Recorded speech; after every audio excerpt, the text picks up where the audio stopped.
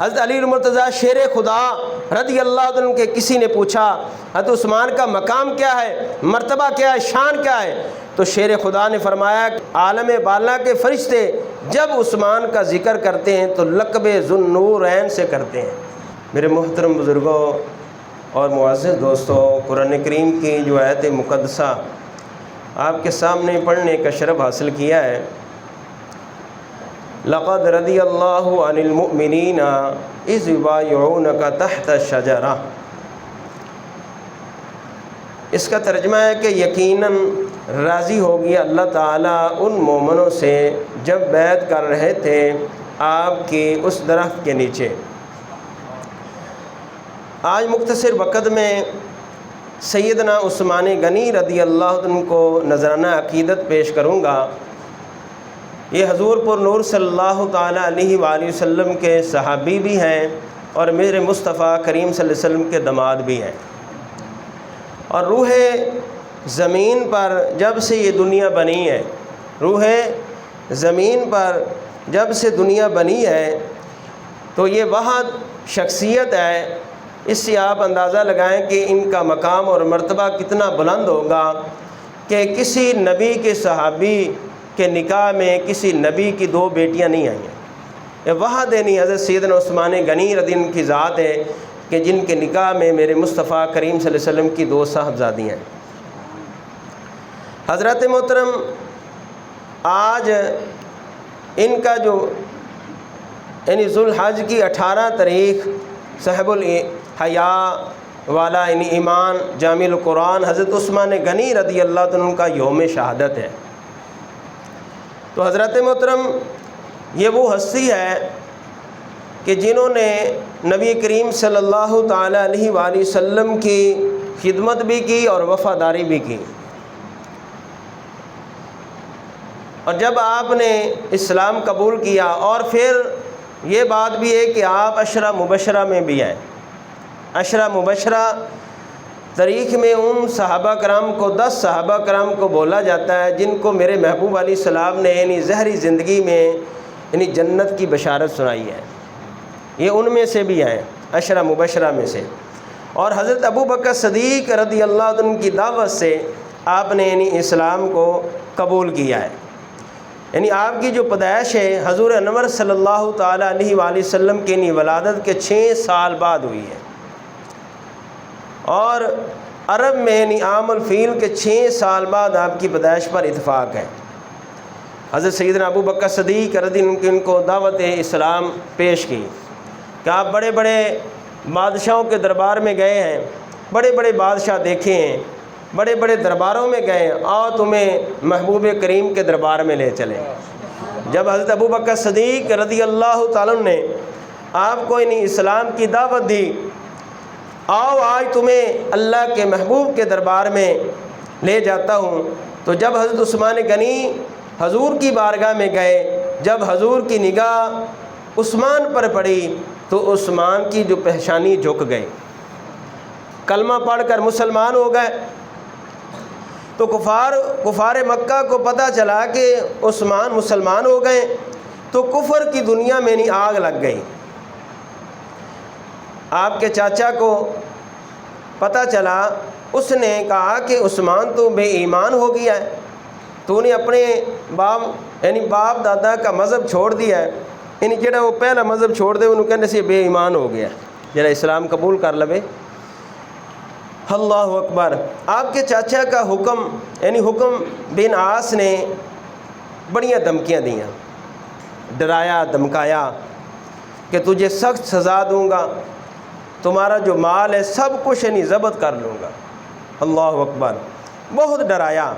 آپ نے فرمایا چاچا دولت تمہیں مبارک ہو، یہ مال تمہیں مبارک ہو، جن کی نظروں میں جمال مصطفیٰ آ جائے ان کو دنیا کی کسی چیز کی ضرورت ہی نہیں ہوتی۔ سبحان اللہ، سرکار آ جان نظر دے وچ، جمال مصطفیٰ مل جائے یعنی حضور دی ذات مل جائے۔ آپ نے فرمایا کہ آپ نے پرواہ نہیں کی، حضور مل گئے، کسر باقی رہ جائے یہ کیسے ہو سکتا ہے؟ بھی حضور مل جائیں تو پھر پیچھے کوئی کسر رہ جائے، ہو نہیں سکتا۔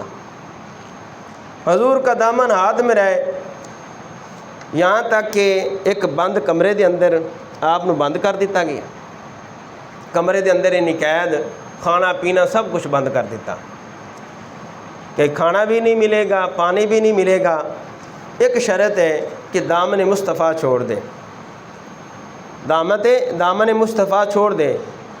جس دل میں حضور کی محبت آ جائے، دھمکیوں کا اثر کیسے ہو سکتا ہے؟ بھی حضور دی ذات مل جائے تو پھر کائنات دی جتنی مرضی دھمکیاں مل جائیں پھر اثر نہیں ہوتا، ہوے صحیح نہیں حضور دے، نہیں حضور دی محبت ہوے تو بندہ بزدل نہیں ہوتا، نہیں یاد رکھیا۔ سرکار دی محبت آ جائے تو تسی کہو کہ بندہ دلیر نہیں ہو نہیں سکتا۔ علامہ اقبال فرماتے ہیں کی محمد سے وفا تو نے تو ہم تیرے ہیں، یہ جہاں چیز ہے کیا لوہو قلم تیرے ہیں۔ فرماتے ہیں محمد کی محبت دین حق کی شرط اول ہے، اگر اس میں ہے کچھ خامی تو سب کچھ نامکمل ہے۔ اگر تو حضور کا غلام ہو گیا تو سب کچھ تیرا ہے، اگر ایمان کامل نہیں تو قدم قدم پر یقین کر ٹھوکریں۔ اگر تمہارے ہاتھ میں حضور کا دامن ہے تو دنیا کی تمام طاقتوں کو شکست ہوگی۔ چاچا اب حضور کی غلامی آ گئی، اب سب کچھ تمہیں مبارک ہو۔ چاچے نے بڑا غصہ آیا اور پھر اتنی حسین و جمیل شہزادے، اب میں اسے سزا دوں گا، یعنی تشدد دینی۔ اللہ اکبر۔ لیکن قربان جائیے، آپ نے فرمایا کہ میں دامن مصطفیٰ نہیں چھڑ سکتا، دامن مصطفیٰ نہیں چھڑ سکتا۔ چاچا کہنے لگا میں تیرے کو کچھ رہن نہیں دینا، میں سب کچھ تیرا ہے، نہیں جو تیرا مال اور آپ نہیں عرب دے نہیں سخی خاندان دے تعلق رکھنے والے سی اور بڑے سخی سی، مسلمانہ دے بھی خرچ کردے سی اور نبی کریم صلی اللہ تعالیٰ علیہ وآلہ وسلم یعنی اہل بیت تے بھی اپنا مال خرچ کردے سی۔ حضرت محترم آپ نے فرمایا، حکم بن عاص نے کہا کہ اب تو دامن مصطفیٰ چھوڑ دے۔ آپ نے فرمایا جان جا سکتی ہے لیکن دامن مصطفیٰ نہیں چھڑ سکتا۔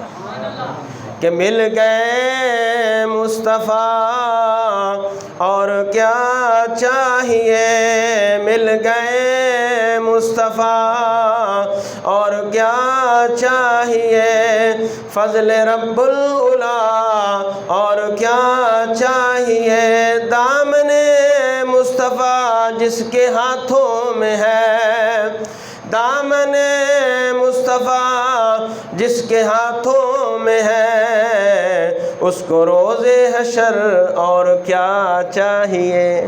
سبحان اللہ، سبحان اللہ۔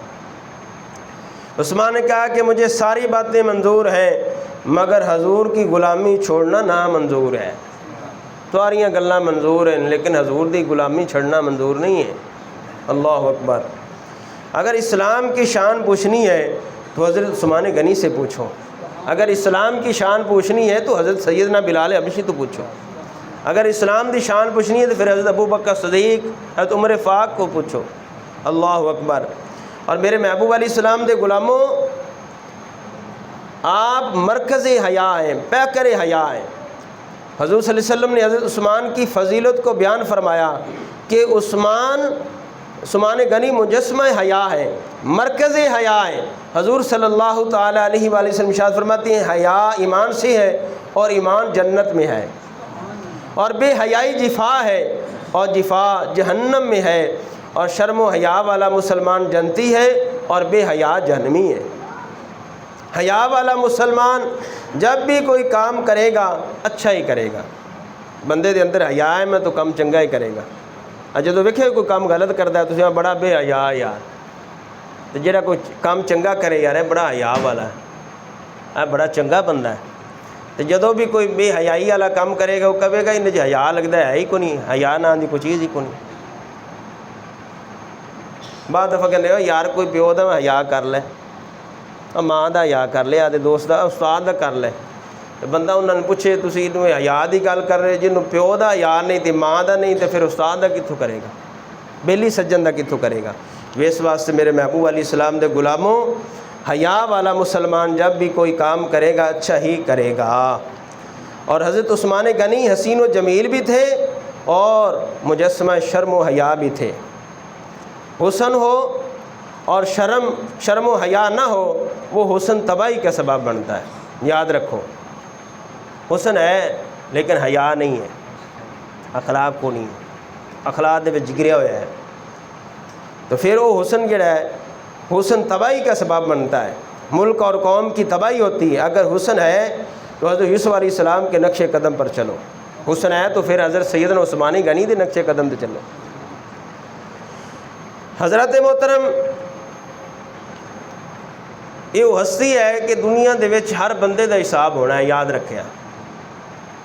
روح زمین تے جو پیدا ہوئے ان دا حساب ہے، لیکن کائنات دے وچ ایک ہستی ہے،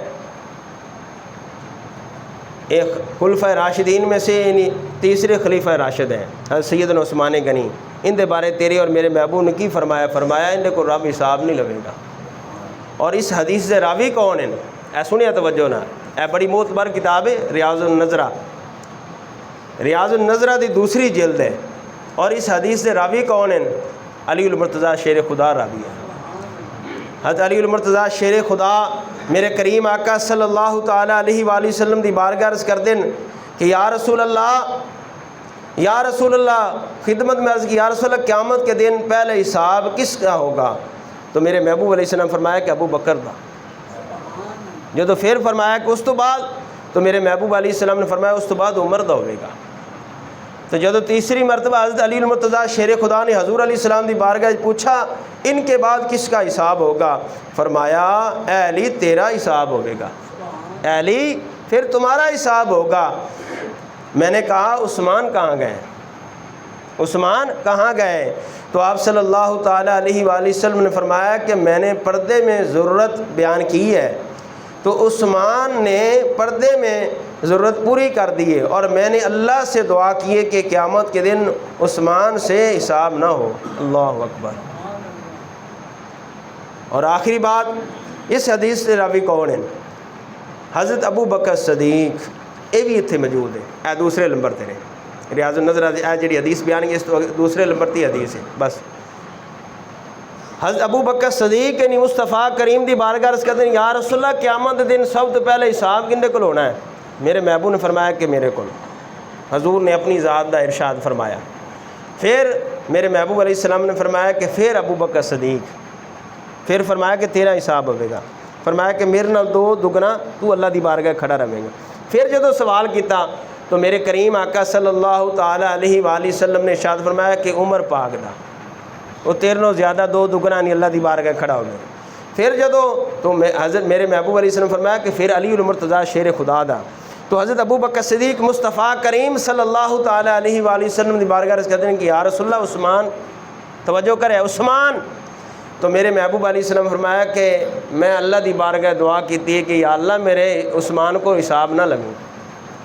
اور علی المرتضیٰ شیر خدا آپ دی عظمت اور شان بیان کر دیں، آپ نے جڑا لقب ملا ہے غنی کا لقب یعنی ذو نورین یعنی دو نوروں والا، اس کی وجہ یہ ہے کہ حضور کی دو بیٹیاں یکا بعد دیگر حضرت عثمان کی نکاح میں آئی ہیں، آپ کا لقب یعنی ذو نورین ہوا، دو نوروں والا۔